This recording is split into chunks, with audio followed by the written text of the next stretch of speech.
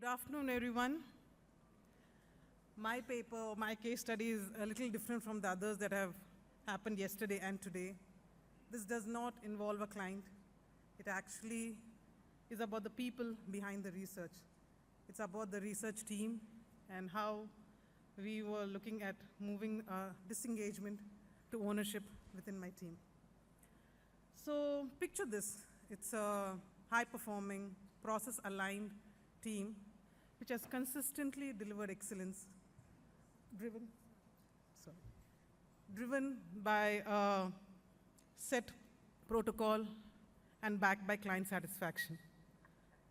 This is akin to a beautiful, delicate human mosaic where every team member is a unique piece, brilliantly colored and perfectly placed. But what happens when some of these pieces, very critical to the protocol, start to dim? It isn't a loud rebellion. It's a silent, structural disengagement. This was what was brewing in my team, and this was akin to structural, subtle cracking in the human mosaic, as we can call it. My name is Pallavi Pila, and I'm representing Brandscapes Worldwide on stage today. And I would like to take you all through the journey of how we moved from disengagement to ownership among the team members. This was not just about giving them incentives or making something better for them. It was about developing a new playbook wherein we were trying to make each piece shine vibrant and feel whole again.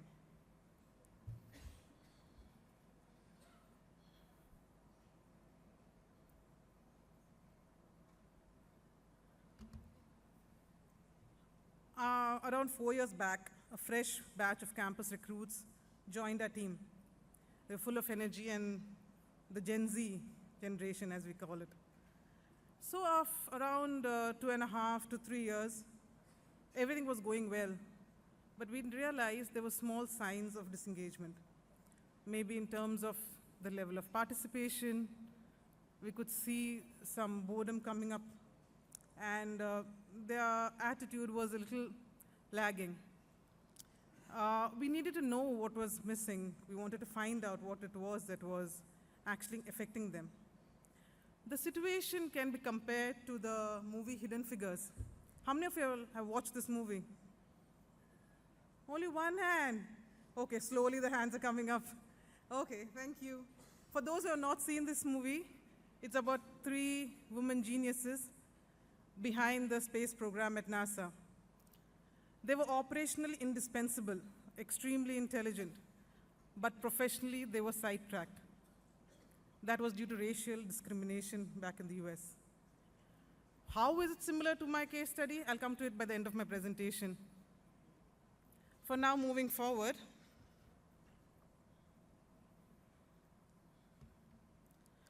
we knew that we had to do something about this disengagement, and so we got back to reading. There's so much research on Gen Z these days that wasn't difficult. So we read about them, found out about them, what is it that could cause this disengagement, what are they looking for.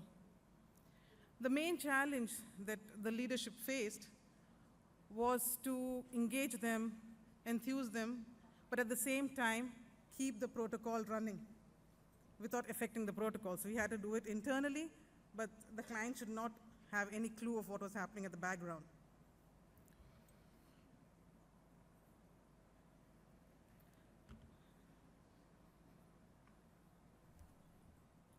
So what we learned was the ERG theory, which I'm sure most of you all are aware of, was the one fitted most to the case that we had in hand. It was fluid, like the Gen Z needs, and it also identified that all these needs of relatedness and growth, they can coexist, and they can move upwards and downwards. It's not that we have to form a base and only move upwards.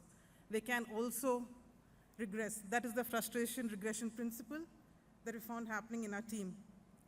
If coming back to the mosaic structure, if one of the pieces feels that it cannot grow further, what it does is it dims its own shine to start connecting with the tiles around it. So that was what was happening in our team. So we decided to start talking to each of them personally after reading about them. We decided it's time to re-engage and re-energize these Gen Zers. Re-engagement is like the lifeblood of talent sustainability. Very, very important in this era of job hopping. And to re-energize, simple perks wouldn't do. We had to find new ways to give them meaning, challenge, and genuine ownership.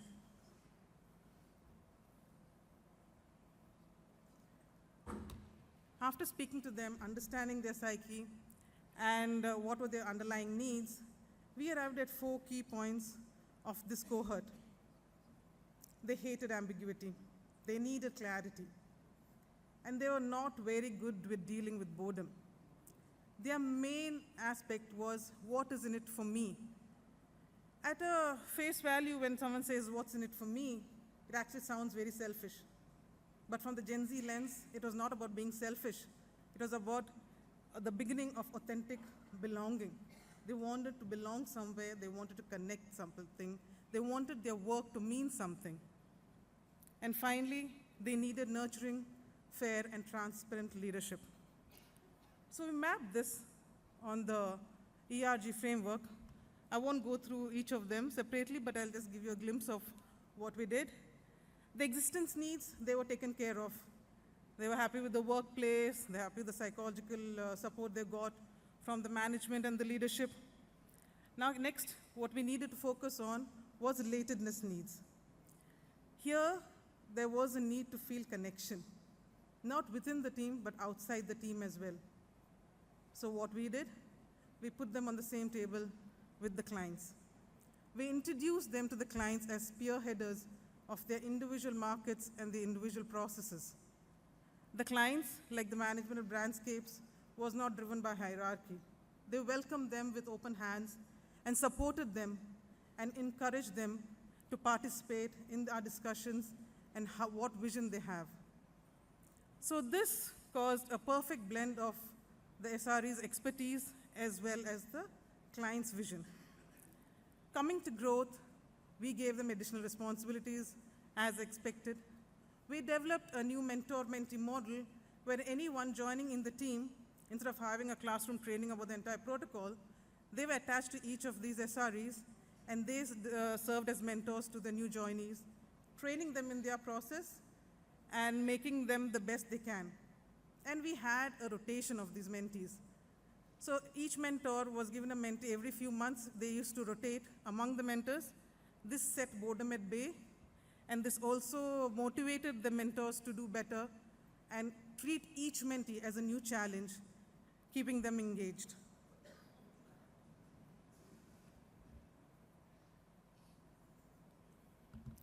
We noticed that once we did all this, ownership once tasted by them, it turned their routine work into passion. Each initiative transformed the disengagement into proactive and energetic participation.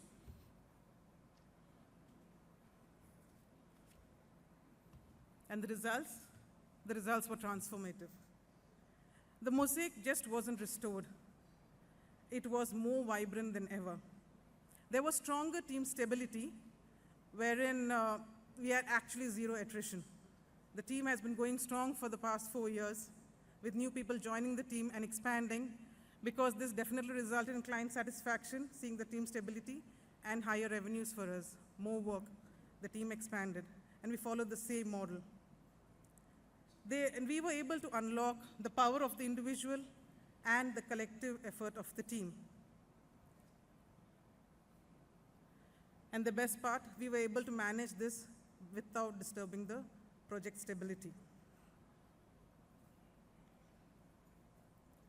I would like to end by saying that after this entire exercise, we began with thinking Gen Zs like this or Gen Zs like that. This was akin to what the 3 women in the Hidden Figures movie were facing: racial discrimination. Our Gen Z team was facing generational discrimination. But at the end of it, after the entire exercise, I realized that Gen Z is not that different from the generations before them. They're extremely hardworking. They are willing to they're willing to take up ownership. They are willing to take up responsibility. But they just need a nudge in the right direction. They just need to connect with the work that is given to them and feel a purpose. Thank you.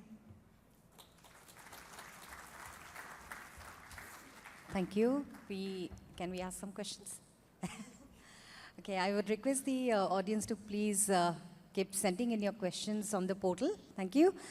So one question that I have is like, so what signs of this engagement do you see in your current teams? Signs of disengagement do you see in your current teams? And also, is it mostly skewed towards the Gen Z? That would be interesting to know. Yes, actually, my entire team is Gen Z right now. I am the only Gen X probably. It is entire Gen Z. And the signs of disengagement that we sorted out was solved in this case study. So we're following the same model with the new Gen Z which are coming in the team as well, keeping a check for any small signs that we can come up with. And the signs start with disinterest actually, and a little laid back attitude and not participating as much as they used to earlier.